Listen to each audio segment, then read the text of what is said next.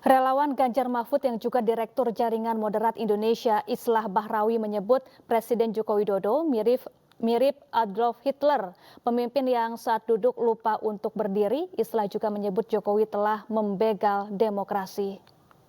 Kok Pak Jokowi ini seperti Adolf Hitler, Pak Jokowi ini seperti Pol Pot, seperti Idi Amin, seperti Bokassa, seperti Gaddafi, seperti Saddam Hussein, dan seperti pemimpin-pemimpin lain yang seolah-olah ketika dia duduk dia lupa untuk berdiri.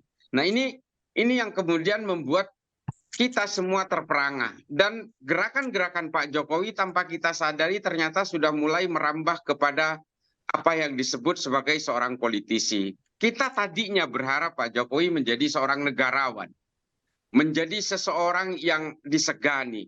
Kita bermimpi bahwa Pak Jokowi ini seperti Yesus. Kita bermimpi Pak Jokowi ini seperti Nabi Muhammad yang betul-betul tidak mau mengawetkan kekuasaan-kekuasaan manusiawi yang berada di sekitarnya.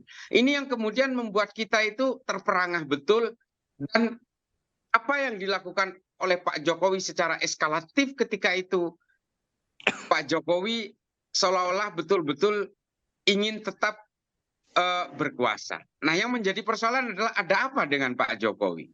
Lalu kemudian kita runut satu persatu. Nah, kalau kemudian akhirnya ada muncul Erick Thohir, muncul Hovifah, muncul Ridwan Kamil yang menjadi decoy-decoy seolah-olah ini adalah kader-kader Pak Jokowi. Ternyata ini semua adalah proksi-proksi Pak Jokowi dalam bermain politik. Ada PSI yang menjadi bagian dari orkestrasi politik. Ada Koalisi Indonesia Bersatu.